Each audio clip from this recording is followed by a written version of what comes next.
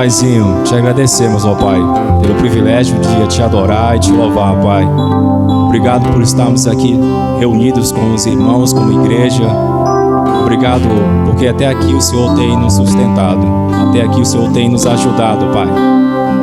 Perdoa os nossos pecados, as nossas falhas, ó Pai. O Senhor tenha misericórdia das nossas vidas, ó Pai. Tem misericórdia das nossas famílias, tem misericórdia das nossas igrejas, das famílias. Que o Senhor, Pai, nos abençoe nesse momento que passamos, ó Pai. Que nós possamos olhar para o Senhor, clamar para o Senhor, olhar para Ti, porque o socorro vem do Senhor, Pai. Obrigado pelo privilégio de servir, obrigado pelo privilégio da salvação, obrigado por tudo, Senhor Jesus. Essa oração eu te faço agradecido, em nome de Jesus, amém. Podemos sentar, irmãos. Podem sentar, irmãos.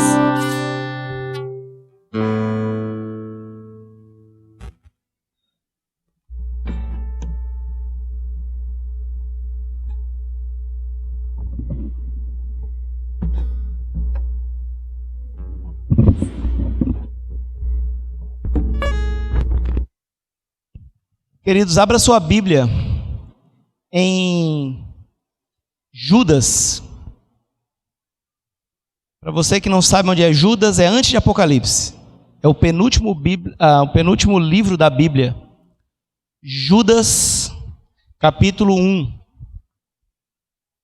Judas, capítulo 1. É a primeira vez que eu vou pregar o livro de Judas. E Deus falou muito ao meu coração e eu quero partilhar com vocês. Judas 1, 17 a 25. Vamos ler juntos? Estou com saudade de tudo, até de ler junto a Bíblia, viu? Faz tempo que a gente não lê, né? Juntos. Judas 1, 17. Todos acharam? Vamos lá? Vós, porém, amados, lembrai-vos das palavras anteriormente proferidas pelos apóstolos do nosso Senhor Jesus Cristo, os quais vos diziam: no último tempo haverá escarnecedores, andando segundo as suas. São estes os que promovem divisões sensuais, que não têm o Espírito. Vós, porém, amados, edificando-vos na vossa fé santíssima, orando no Espírito Santo, guardai-vos no amor de Deus, esperando a misericórdia de nosso Senhor Jesus Cristo para a vida eterna. E compadecei-vos de alguns que estão na dúvida, salvai-os, arrebatando-os do fogo. Quanto a outros, sede também compassivos em temor, até a roupa contaminada pela carne. Ora, aquele que é poderoso para vos guardar de tropeços e para vos apresentar com exultação, imaculados diante da sua glória, ao único Deus, nosso Salvador, mediante Jesus Cristo, Senhor nosso, glória, majestade, império e soberania, antes de todas as eras e agora. Que Deus nos abençoe na explanação da sua palavra. Queridos, esse Judas, eu sei que você sabe, mas não é o irmão de, não é o Judas, o apóstolo, né, o que traiu Jesus. Esse Judas aqui é o Judas, irmão de Jesus, irmão de Tiago, e o Judas escreve uma carta pequena, um capítulo só. Aí colocaram na sequência aqui, né, antes do Apocalipse, e o propósito dessa carta era um propósito muito simples: combater falsos mestres. Veja que de vez em quando você me ouve pregar aqui, a gente estava começando a acompanhar lá Romanos, e nós lemos várias cartas, Coríntios, e você tem essa questão dos falsos mestres que querem ensinar, que querem perverter o evangelho. Lá no livro de Gálatas, Paulo está batendo pesado neles, nos judaizantes, e eles dizem que eles querem perverter o evangelho e transformar em outro, que na verdade não existe outro, o evangelho é esse. E Judas vem falar disso.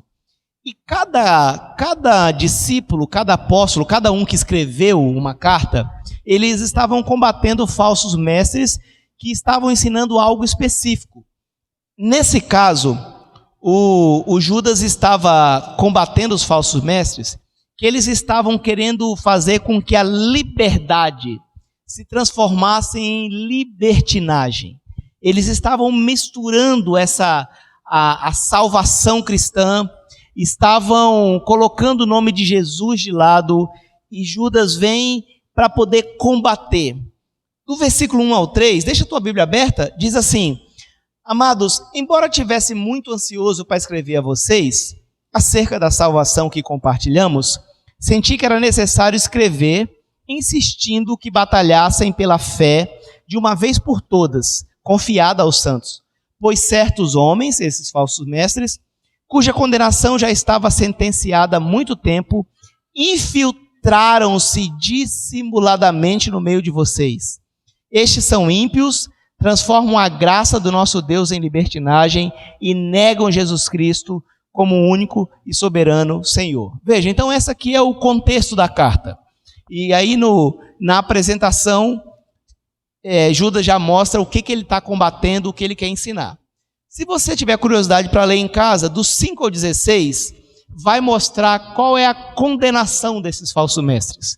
O que vai acontecer com eles, para onde eles vão, o que Deus vai fazer, qual é o castigo de Deus para ele, o que vai acontecer com essa turma que pega o evangelho e perverte o evangelho. Aliás, irmãos, estudando Gálatas agora na terça-feira, isso tem ficado cada vez mais claro para mim.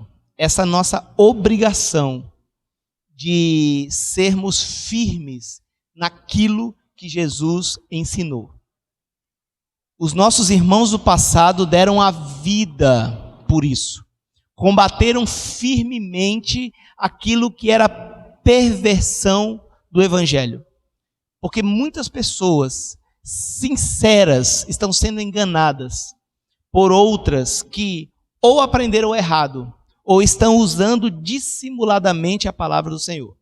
Então, o castigo dessas pessoas é muito pesado, tanto para as que seguem, como para as que falam, para as que pervertem, e é por isso a preocupação da próprio Deus na sua palavra, e se você ler, você vai ver quão pesado é esse castigo.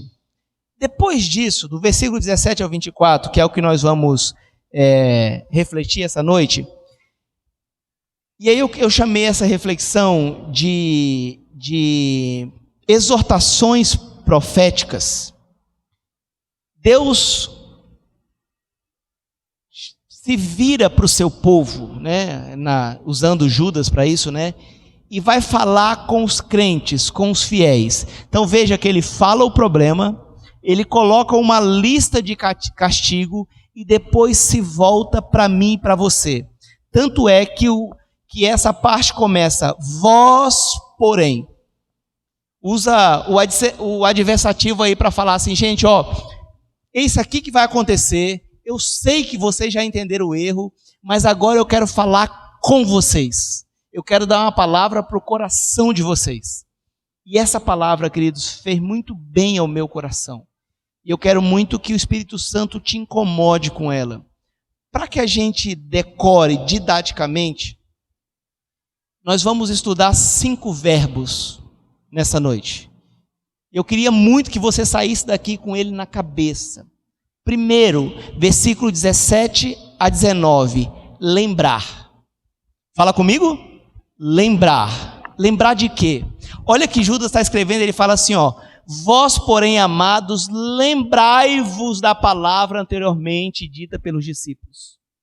Queridos, tudo que acontece hoje não é nada novo.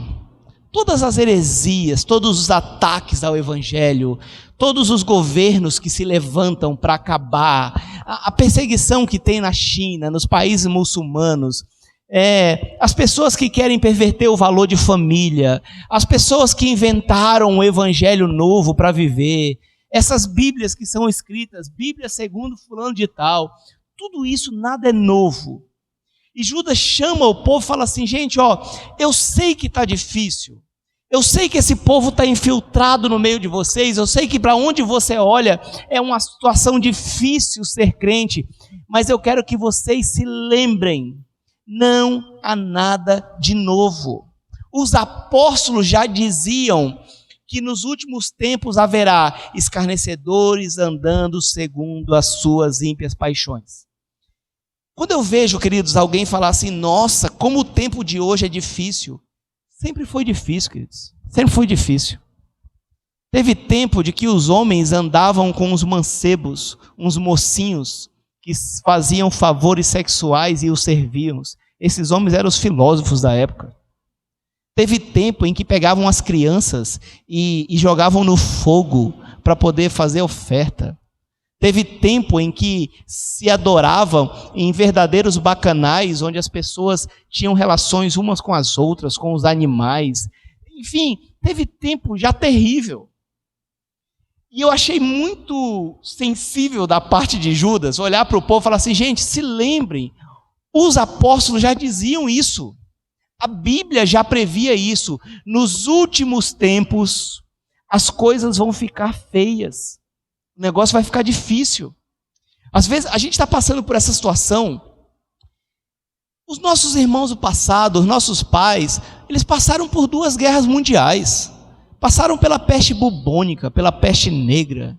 Eles passaram pela varicela, pela varíola. Eles passaram pela meningite. Tinha uma época que não tinha nem antibiótico. As pessoas já passaram por situações físicas, emocionais, espirituais, terríveis. E o Judas olha e fala assim, gente, se lembrem. E a tradução aqui literalmente é, tragam à memória que nada que está acontecendo, por pior que seja, já não foi dito na Bíblia. Já não foi escrito que nos últimos tempos esses homens se inflamariam com as suas paixões, com seu egoísmo, com a sua idolatria, com a sua maldade. E se a gente lembra de Jesus em João 16:33 diz, eu lhe falei essas coisas para que vocês tenham paz, tende bom ânimo, no mundo passeis por aflições, mas tende bom ânimo porque eu venci o mundo. Queridos, eu queria lembrar isso para a tua memória, trazer a tua memória. A situação ela está difícil, mas a Bíblia já previu isso. Eu não sei se o mundo vai acabar agora, porque eu fico imaginando que os nossos irmãos do passado também pensaram isso um dia, né? Quando a coisa ficou feia, eles lembraram e falaram assim, rapaz, talvez seja os últimos tempos. Talvez é isso mesmo e esse aqui é o último momento que a gente esteja vivendo e as guerras estão acontecendo e Jesus já está voltando. Mas já foi escrito. Então lembra disso. Segundo, edificar. Então se o primeiro é lembrar, o segundo é edificar. Olha o versículo 20. Vós, porém, amados, edificando-vos na fé santíssima, orando no Espírito Santo. Querido, sabe qual que é a tradução para edificar? É assim, construir sobre, terminar uma obra que já foi construída. Olha o que Judas pede para mim e para você. Primeiro que você se lembre que nada é novo. Você está passando e os irmãos já passaram, e é isso mesmo, Jesus já tinha dito, os apóstolos tinham dito. Tanto é que começa o Apocalipse depois, e se você quiser ler o Apocalipse, você vai ver que esses sinais já tinham todos sido ditos. Depois ele fala assim, edifica-se, edificando-se, ou seja, construa em cima do quê? Em cima da fé, orando no Espírito. Irmãos, nunca se vendeu tanto livros de autoajuda, nunca se ouviu tanto palavras de efeito e frases de efeito, nunca foram passadas tantas correntes de mensagem no WhatsApp, de que você vai vencer, você é cheio disso. Isso é tanto que está tendo um movimento contrário já, né? Tem alguns grupos nas redes sociais que as pessoas já estão fazendo brincadeira, falando o contrário disso, né? Não adianta que você não é vencedor, acorda que você não vai estragar o seu dia sozinho, o seu dia não vai se estragar sem você, porque as pessoas estão precisando. Nós estamos precisando, nós estamos carentes emocionalmente. Só que olha a sacada de Judas. Judas fala assim, ó: edifiquem-se sobre a fé e orando no Espírito. Irmãos, essa hora não é hora de desesperar. É hora de, pelo contrário, voltar à palavra. Eu sei que é difícil ficar sem isso aqui, porque é difícil para mim. É difícil para mim, é difícil para você. Você que alimenta a tua fé de domingo a domingo aqui na igreja, é muito difícil. Só que os nossos irmãos aqui não tinham isso não. E Judas fala assim, ó: edifique-se sobre a fé de vocês. Se um dia essa chama já queimou e agora ela está apagando, assopra de novo. Assopra, joga gasolina, joga álcool, faz alguma coisa. Volta-se para a tua fé e ora no Espírito. Viva no Espírito. Eu fico pensando, por que alguém, um apóstolo, irmão de Jesus, pediria isso para nós?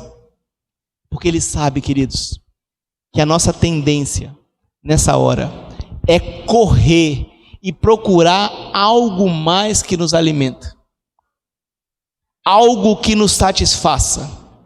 Nós estamos 4 meses de quarentena. Nunca engordou-se tanto tão rápido, nunca comprou-se tanto tão rápido pela internet. É só você olhar as reportagens quando o shopping abre, as pessoas saem desesperadas para comprar roupa, para não poder usar em lugar nenhum. Para quê? Para alimentar, porque elas precisam alimentar. A gente precisa de algo para preencher o vazio que está aqui. E Judas fala assim, ó: edifiquem-se, construam em cima daquilo que já foi colocado. E a gente lembra que a palavra diz que a pedra angular é Jesus. Por isso que ele fala: edifiquem-se na sua fé e ore no Espírito. Lembrar, edificar, e a terceira, guardar. Dá uma olhadinha no versículo 21. Versículo 21. Guardai-vos no amor de Deus, esperando a misericórdia de nosso Senhor Jesus Cristo para a vida eterna. Queridos, sabe qual que é a tradução de guardar aqui no que o Judas está falando? A tradução é assim, ó: tomar conta, manter alguém no estado que está. Se guarde, se proteja. Se de um lado você tem que se edificar naquilo que você um dia aprendeu, do outro lado a gente precisa se guardar no amor de Deus. Essa é a hora de cada vez mais voltar para Deus. A Evelyn leu aqui o Efésios 6, de se revestir das armaduras de Deus, esperando a misericórdia de Jesus para a vida eterna. Irmãos, não é à toa que, se a gente ler os evangelhos, você vai ver tantas parábolas falando a respeito de se preparar para a vinda de Jesus. São as noivas virgens, as 5 que tinham óleo na sua lâmpada e as 5 que não tinham. É o homem que não fica muito alerta na casa e vem o ladrão e leva tudo. Nós precisamos nos guardar neste amor. É isso que nos protege. É isso que nos dá segurança. É isso que vai nos fazer, fazer com que nós aguentemos. A gente não sabe mais quanto tempo. A gente não sabe o que Satanás vai usar de armadilha para transformar. Nós não sabemos o mundo que estará para os nossos filhos, o quão difícil vai ser para eles manter valor de família, valor de igreja, valor de comunhão, valor da palavra de Deus. Nós precisamos nos guardar. Nós precisamos manter no estado que estamos. Queridos, você não precisa de inovação espiritual. Você precisa de preenchimento da palavra. Você precisa olhar para Deus e falar assim: Senhor, me abraça, me guarda, me cuida. Deus, me reveste. Faça uma coisa, queridos, tenha curiosidade. Pega a tua Bíblia no celular aí, quando chegar em casa, e escreve revestir e manda pesquisar. Você vai ver o tanto dos nossos irmãos que fizeram essa oração para Deus. Me reveste, me guarda, me protege. Ao ponto do salmista falar que Deus é como uma galinha que coloca os seus pintinhos embaixo das suas asas. O que é isso, queridos? Proteção. Veja que depois de pronunciar o que ia acontecer com aqueles que pervertem o evangelho, o Judas fala assim: gente, lembre-se, não tem nada novo acontecendo. Isso tudo que eles estão fazendo já foi pronunciado. Segundo lugar, edifiquem-se sobre a fé e no Espírito. Guardem-se, protejam-se, entrem cada vez mais na presença de Deus. Eu não sei que raio de tendência é essa que nós temos, de que quando a coisa aperta, nós corremos de Deus, não corremos para Deus. Eu não sei. Na verdade eu sei, isso é por conta do pecado que está em nós, né? Mas eu não acho lógico. Porque que quando nós estamos passando por aflição, por perseguição, nós corremos para Deus, e aí o Judas fala assim: peraí, gente, se guarda é em Deus. Em Deus, se coloca dentro de Deus. Lembrar, edificar, guardar. Depois disso, queridos, Judas vai falar assim, compadecer. Dá uma olhadinha no versículo 22, 23. Versículo 22, 23. E compadecei-vos de alguns que estão na dúvidas. Salvai-os, arrebatando do fogo. Quanto a outros, sede também compassíveis em temor, detestando até a roupa contaminada pela carne. Veja que sequência lógica aqui no argumento de Judas. Judas fala assim: então tá bom, gente, lembra, não tem nada de novo, você vai ficar tranquilo, porque quando você sabe que era assim mesmo, facilita para você. Se edifique na palavra, na oração, se guarde no amor de Deus. Agora você está protegido. Agora eu quero pedir um negócio para você: se compadeça daqueles que não estão. E compadecer literalmente aí é ter misericórdia. Tenha misericórdia. E esse texto aqui, queridos, traz uma aplicação a mais da misericórdia, porque assim, ontem eu fui na casa da irmã Zéza. Quando eu saí de lá, eu vi como é que é o nome dessa moça que fica andando para cima e para baixo aqui na Zona Leste? Terezinha. Nua, coitada, nua, com o vestido na mão, na rua, nua. Um sol quente, descalço e nua, vindo, falando alto.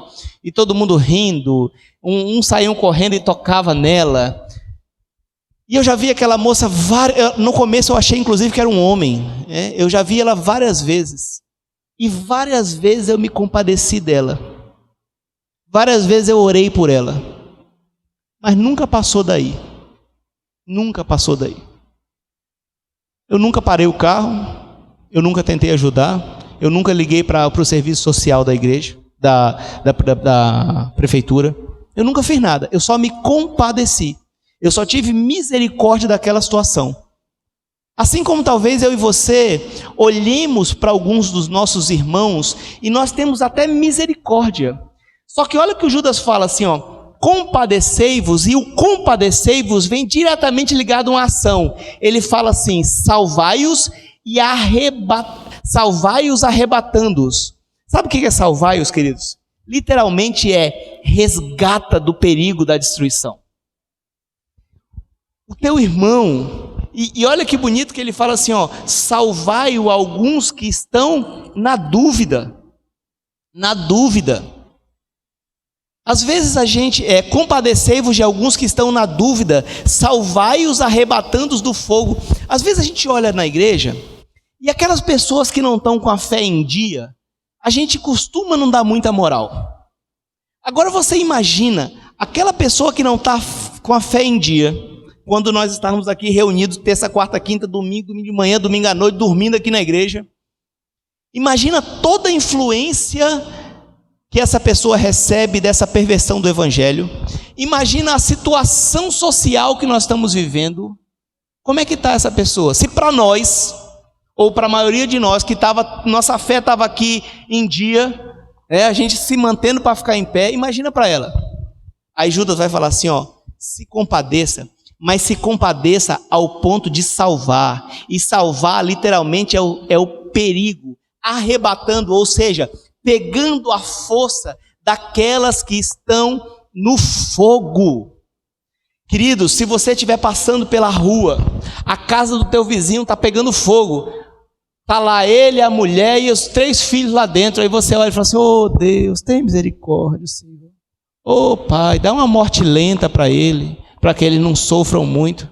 Não, você tem que ir lá e tentar ajudar.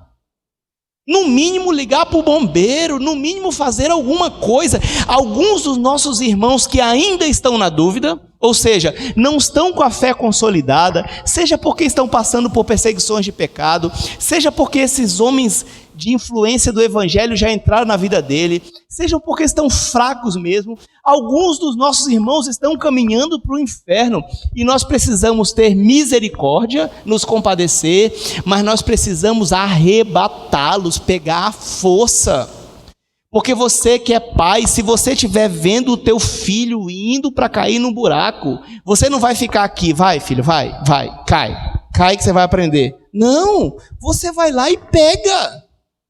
Você vai lá e pega, você vai lá e tira a força. Quantas histórias nós ouvimos de pais que têm filhos viciados, que saem à noite, vão lá na boca de fumo, e pega esse moleque à força, coloca num carro e traz para casa. Queridos, Judas está fazendo uma proposta para nós, para a igreja.